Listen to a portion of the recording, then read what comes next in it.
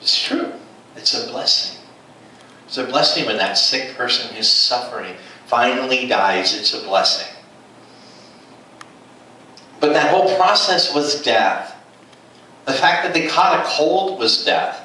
The fact that the cold led to whatever it led to, through the course of a lifetime, it ends up being bone marrow cancer, and they suffer and suffer and suffer and suffer and finally die, and death is a blessing. Death tortured them their entire lives, from the fear a baby feels of being isolated and away from their mom and confused, the bullying that kid had in school, and the hard relationships, the abusive boss, the loss of loved ones along the way, car accidents, transplants, illnesses, who knows what happened along the way before death finally showed up, lastly in the form of some kind of icky disease.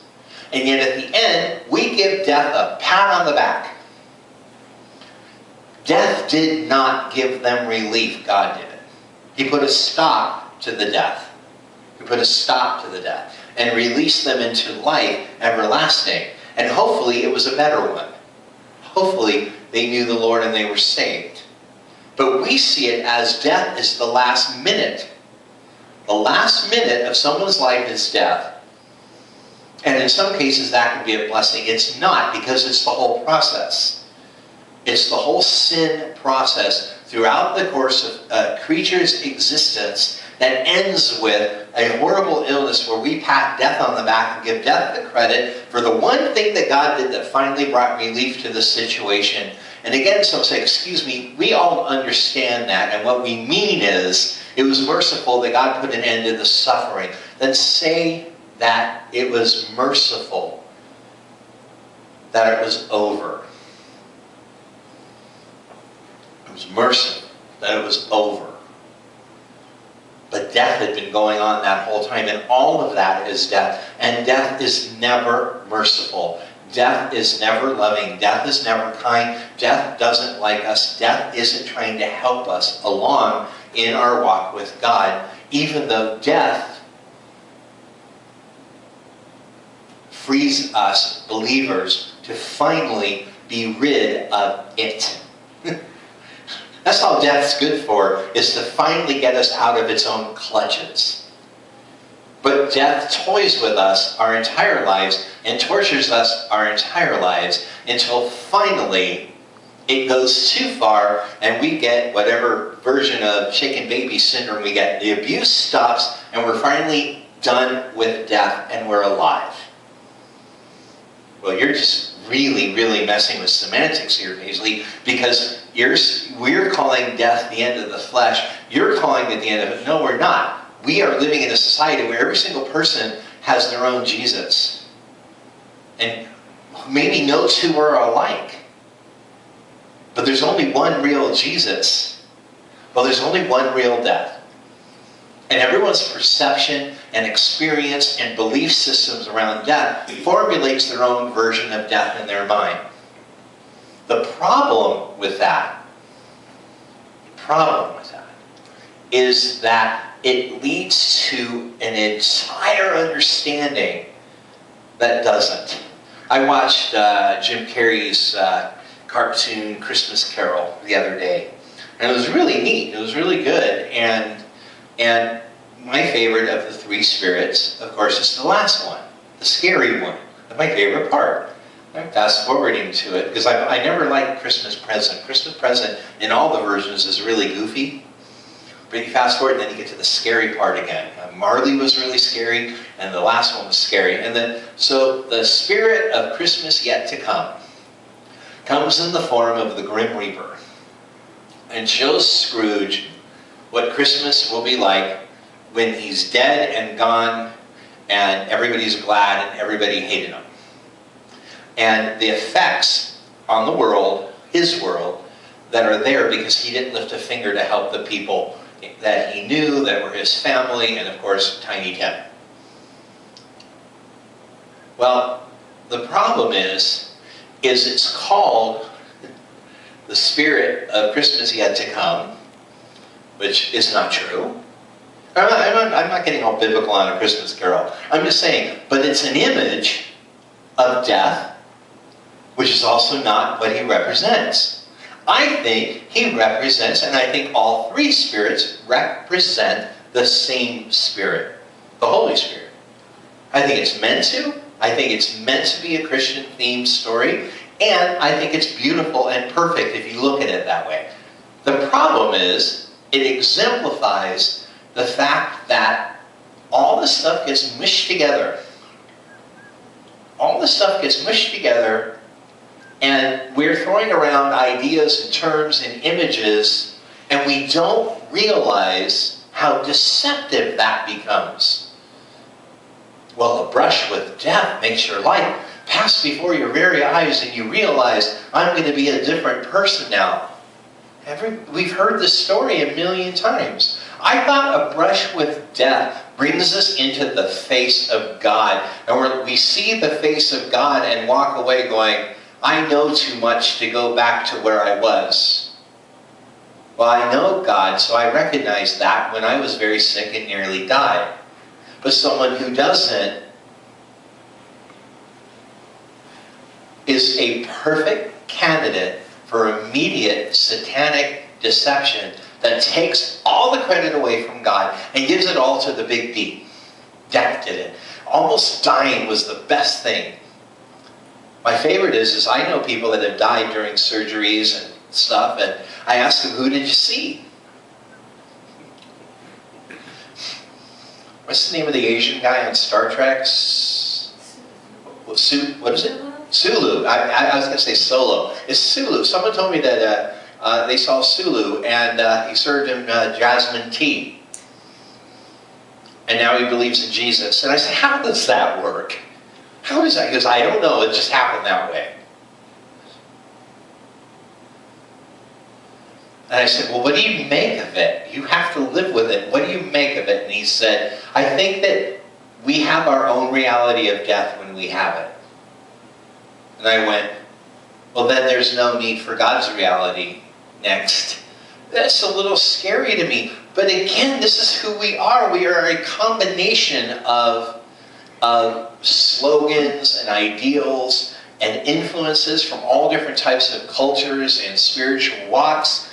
And it all gets all mushed together. And all of a sudden, the Godhead, the Trinity, shows up to Ebenezer Scrooge as three spirits that all represent something, but they look different than what they represent, and they accomplish something different than what they set out to accomplish.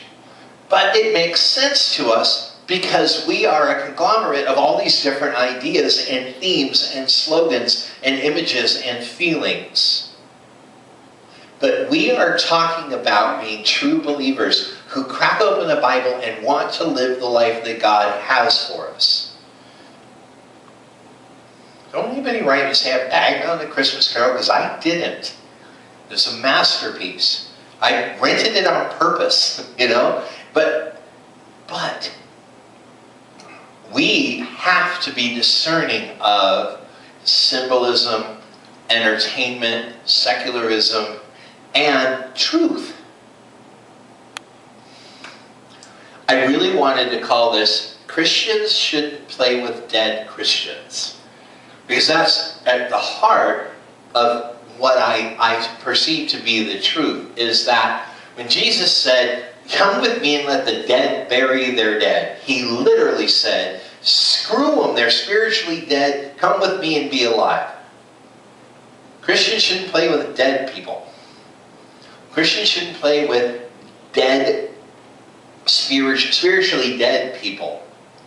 And, you know, like I said, I would go the distance and say, Christians shouldn't play with dead Christians, meaning spiritually dead Christians, meaning Christians who have the bumper sticker, the cross, the church membership, and the Bible somewhere in their house collecting dust, and they vote Republican, but they have no knowledge of spiritual truth. And obviously, I am the last person on planet Earth that's ever going to say, this is what Christians should watch, this is what Christians should listen to, this is what Christians, you know what I mean? This is what Christians should read. I would never do that. I would never do that.